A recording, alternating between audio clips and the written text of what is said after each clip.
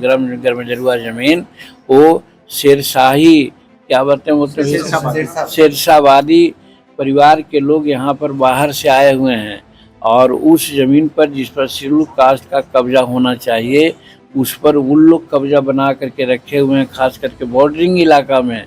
और उतना ही नहीं, जो शेड्यूल कास्ट के कब्जे में होना चाहिए वो ज़मीन पर भी उनका कब्जा हो गया है और उसके लिए उनको परवाना बना दिया गया है, उनका रसीद कर दी गई है।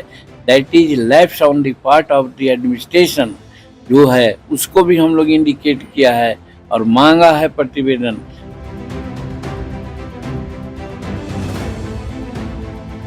अभी हाल ही में आदरणीय Jitan Ram Manjhi ex chief minister Bihar Kishanganj का दौरा पे आए और कुछ ऐसी बयानात उन्होंने कही जो सरासर गलत है और इसकी निंदा करता हूं मैं। लेकिन अफसोस की बात यह है कि जब भी पिछले चंद सालों में बीजेपी या उसके सहयोगी दल के नेतागण हमारे किशनगंज में आते हैं तो इस तरह का बयानात देते हैं। वो चाहते हैं कि जो आपसी भाईचारगी है हमारे इलाके में उसको कैसे भंग किया जाए। तो इनकी जो बयानात है उसको मैं निंदा करता हूं और मैं गुजारिश करना चाहता हूं कि आप लोग अपना दिमाग सीमांचल में लगाना छोड़ दें। यहाँ पे आपकी झूठी पॉलिटिक्स और नफ़रत की पॉलिटिक्स कभी लोग एक्सेप्ट नहीं करेंगे। और इसका अगर आप जायज़ा लेना चाहते हैं तो घर घर जाके आप पता कर सकते हैं कि आपकी बेतुकी बातें मुझे बहुत अफसोस के साथ कहना पड़ रहा है कि इस तरह का अल्फाज मैं एक भूतपूर्व मुख्यमंत्री के लिए कर रहा हूँ। लेकिन इस तरह की बातें होंगी तो उसका जवाब भी इसी तरह का दिया जाएगा। और मैं अपील करता हूँ जितने भी आदरणीय मोदी जी के सहयोगी दल के नेतागण हैं या बीजेपी के नेतागण हैं, आप लोग आइए, आप लोगों का स्वागत है।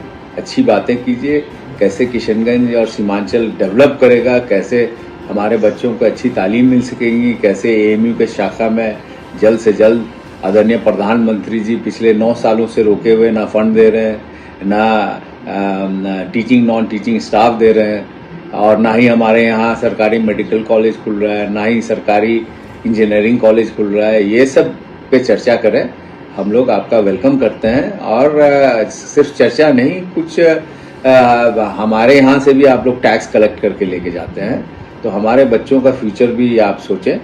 हम लोग पढ़ लिख लेंगे तो हिंदुस्तान की तरक्की में हम लोग ज़्यादा योगदान दे पाएंगे। बहुत बहुत शुक्रिया। जय हिंद। मैं किशनगंज से आता हूं जहां 65% से ज़्यादा मुसलमान रहते हैं सर, और उसमें से एक भी बांग्लादेशी नहीं है ना विदेशी है। वहां पे लगभग 10,80,000 वोटर्स हैं जिसमें से लगभग 3 लाख लोग परेशान हैं अपना नाम करेक्शन के लिए। जो सरकारी तंत्र ने नाम गलत अंकित किया है, कहीं पे ए के बदले ई कर दिया है, कहीं पे एज फ़र्क कर दिया है, जो परेशान है।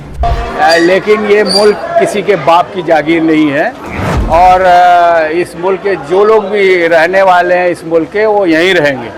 और नफ़रत, जैसा मैंने कहा कि नफ़रत फैलाने वाले सिर्फ नफ़रत ही फैला सकते हैं और उनका काट सिर्फ मोहब्बत की दुकान से बंद हो सकता है। और वही शुरुआत हम लोगों ने किशनगंज से शुरू की। अरे बिहार सबके लिए वेलकम है, आप कोई भी आइए, लेकिन हमारी गुजारिश होगी कि डेवलपमेंट कुछ लेके आइए। मुझे आपको याद दिलाना चाहता हूँ कि भाई कुछ साल कबल वो आए थे, बोली लगाए थे हिंदुस्तान बिहार की कि इतना करोड़ दूँ, इतना करोड़ दूँ, 1.25 लाख करोड़ दूँ। तो उनसे पूछिएगा कि 1.25 करोड़ भी दिया है क्या आपने?